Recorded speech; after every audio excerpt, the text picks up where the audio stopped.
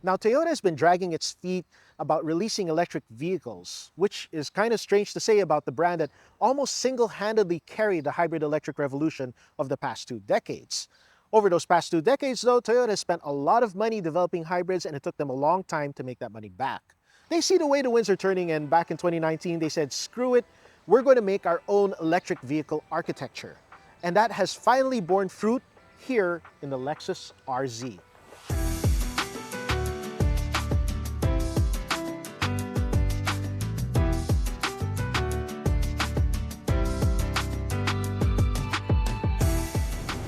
Once underway, you begin to appreciate all the technology under the RZ's skin.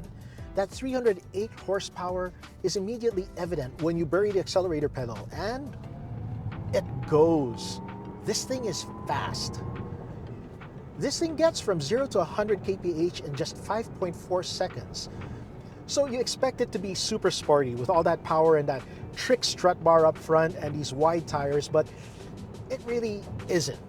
Don't get me wrong, it corners flat, it handles well, it changes direction pretty good, but it doesn't have as much grip as some competitors, and you're always aware of the weight, and the steering is a little bit rubbery.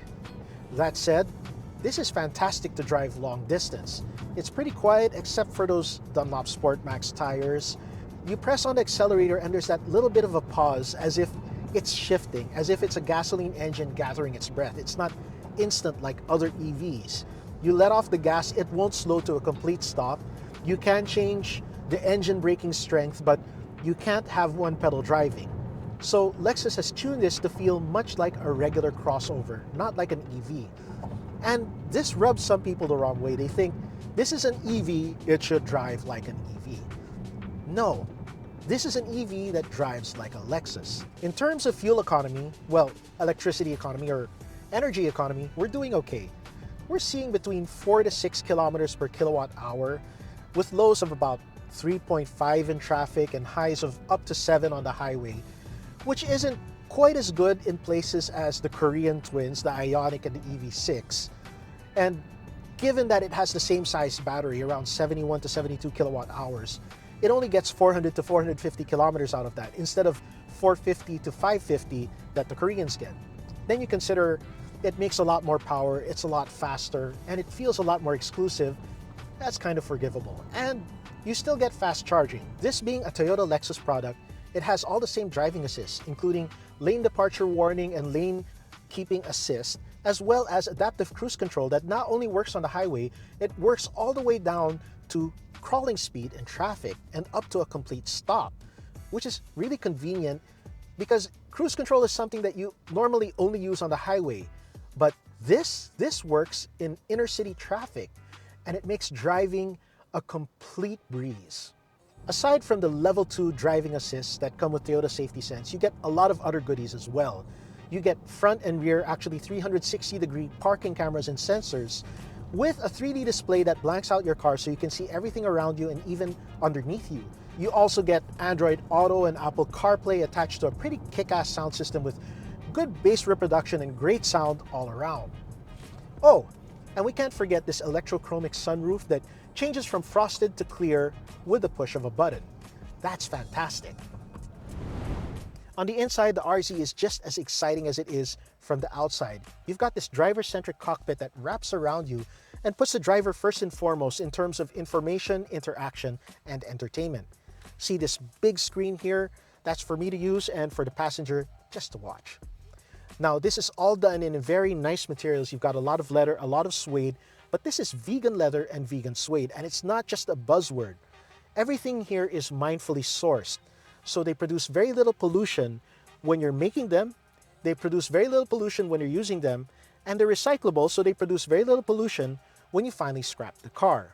Now you've got lots of storage in here with this wide center console. You've got that lower shelf, as you will. It's all the rage nowadays. You've got an upper shelf with a wireless charging pad for your cell phone, big cup holders, and you've got this lidded armrest, which you can't open without pressing a button here on the driver's side. Again, driver-centric. Nobody else can open this and bug you. They'll have to ask your permission to get their stuff inside. Now for driver ergonomics in particular, this adjusts for reach and rake electrically. I've got electrical adjustments on these bucket seats, which are nice. They kind of wrap around you and hug your sides. And since they're suede, they're not as hot as they would be if they were leather. I've got decent headroom, not much, but thanks to the glass roof, I've got more than I would if I didn't have it. And this legroom, I can partition between myself and the passengers in the back. I've got a long 2,850mm wheelbase, which gives me either a lot of legroom here, a lot of legroom there, or decent legroom in both rows. Now the rear seat of the RZ is very spacious and very airy. It's got a lot of light, but if I want a little more light, the electrochromic sunroof just brightens up with a flip of a switch, but it's kind of hot, so let's flip it back. There you go. Now I've got enough space here to cross my legs with no problem. I want even more space. I can just recline a little bit more, and the bucketed bench keeps me in place, keeps me comfortable. I've got elbow room here. I've got an armrest here, both at the right height, both very comfortable. I've got twin rear AC vents. I've got heated seats. I don't know if you'd ever need the heated seats in the Philippines, but if you do need them, they're there. And USB-C ports for charging. Other than that, it is a very spacious, very comfortable rear seat. There aren't many more toys than that. Everything, all the controls, even for that roof, are up with the driver, as it should be in a driver-centric car.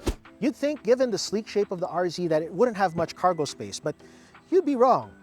You have 660 plus liters of cargo space underneath this tonneau cover and over this flat floor. Now, if you need even more space, there's a deep pocket under here for your tools, your odds and ends, and anything you wouldn't trust under just the tonneau cover. Now, although this is a lot of space, it's a square-shaped space. These sills come out and they make loading extra long items like a bag full of golf clubs or a widescreen TV. They make that a little more difficult than it should be. Now, granted, you could lower the second row seats, but that's a long reach and you'd have to uninstall the tonneau cover to do it. It's doable.